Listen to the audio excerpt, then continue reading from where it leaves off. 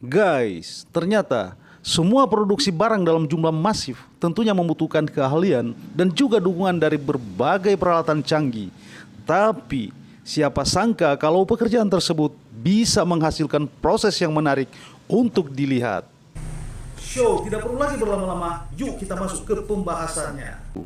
Suling bambu. Pembuatan alat musik dengan cara tradisional seperti suling tidak akan semudah yang dibuat oleh pabrik ya guys.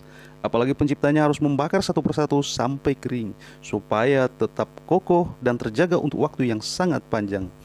Kemudian agar bisa mendapatkan bentuk lurus, bambu tersebut juga harus segera ditekuk supaya simetris sehingga dapat mengeluarkan nada yang bagus.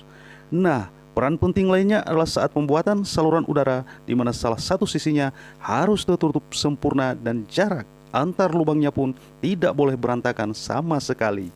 Soalnya hal ini akan berpengaruh pada suara yang keluar apabila jalurnya tidak beraturan. Penyempurnaan lubang untuk nada ini juga harus benar-benar diperhatikan agar jangan sampai terkikis dan terlalu besar dan malah berujungnya bisa tertutup dengan sempurna ya guys. Dan ketika pengetisan sudah berfungsi dengan baik, maka para pengrajin tinggal berfokus terhadap proses finishingnya.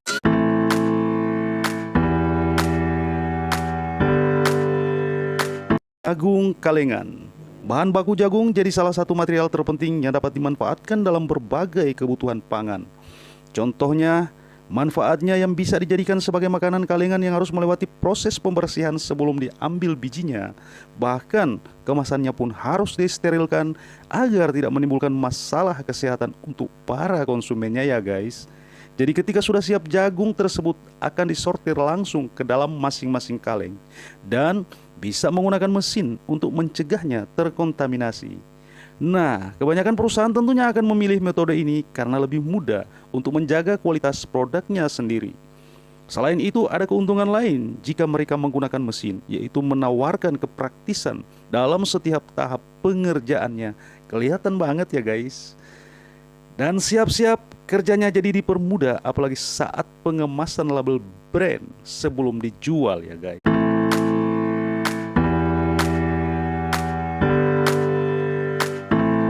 Ayam broiler. Pemeliharaan ayam untuk diambil bagian dagingnya tidak terlepas dari penggunaan mesin di era modern seperti sekarang ya.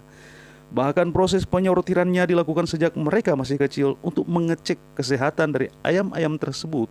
Kemudian kandangnya pun juga dilengkapi dengan teknologi terkini dengan kapasitas hingga 13.000 ekor ayam guys.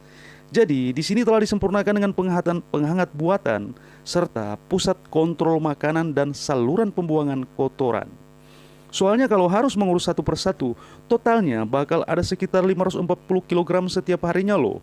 Jadi lebih baik menggunakan mekanisme khusus agar kotoran ini bisa diambil atau diolah kembali menjadi bahan berguna seperti pupuk. Nah, semuanya ini akan terus berjalan hingga ayamnya genap berusia 3 bulan, yang mana adalah waktu yang sudah siap untuk diambil dagingnya.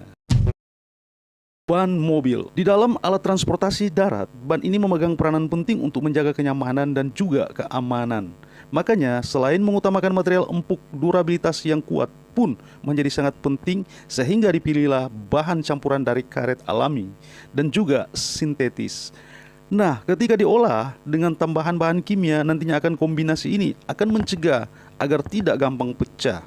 Apalagi ada bebatuan tajam di tengah jalan ya guys. Setelah kondisi lembaran yang dipastikan sempurna, proses selanjutnya adalah memperkuat dengan beberapa lapisan. Karena sisi yang bersentuhan dengan aspal itu adalah bagian yang paling krusial, sehingga waktu permukaan luarnya sudah selesai.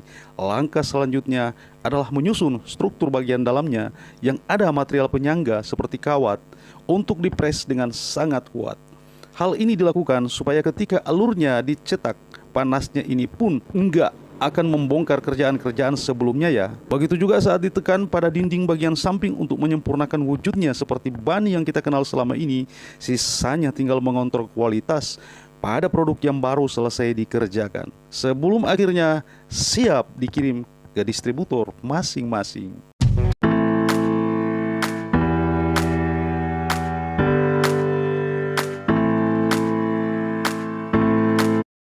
Topi. Mereka telah memproduksi dengan skala yang masif, sehingga biaya pengolahannya pun menjadi lebih murah. Nah, Semua ini dimulai dengan beberapa lapisan kain yang ditumpuk menjadi satu untuk dipres memakai mesin, di mana tiap lembarnya itu nantinya akan dipotong menggunakan cetakan untuk membentuk tutup pelindung serta bagian pada kepalanya, guys. Jika sudah jadi, maka divisi penjahit mulai menyatukan setiap sisinya hingga membuat bentuk seperti sebuah tudung kepala. Sementara itu, bagian lainnya akan mengolah tutup pelindung dengan menambahkan lapisan plastik agar tetap kokoh sepanjang waktu. Ketika dua bagian ini sudah selesai dikerjakan, maka penjahit hanya perlu menyatukannya, menambahkan pengait untuk mengatur ukuran topi, dan memberikan berbagai sebagai pemanis atau memberikan kancing sebagai pemanis. Habis itu, tinggal dicetaknya menggunakan uap panas aja agar bentuknya menjadi lebih bulat, guys.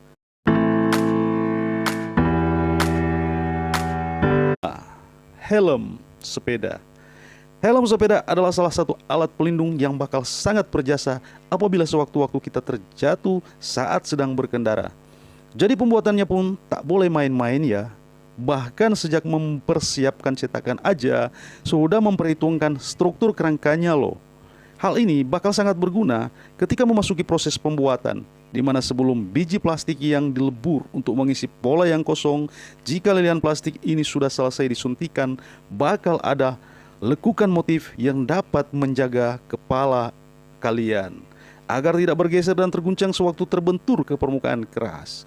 Nah, bisa dibilang saat ini struktur utamanya telah dituntaskan dengan baik, sehingga hanya perlu dipercantik dengan label-label yang ada. Kemudian tinggal ditambah bantalan aja agar enggak keras waktu dipakai terus. Juga dipasangin tali buat jaga supaya tidak bakal terlepas ya guys. Kalau sudah dites pakai cara ekstrim begini aja aman, apalagi nantinya untuk melindungi kepala kalian.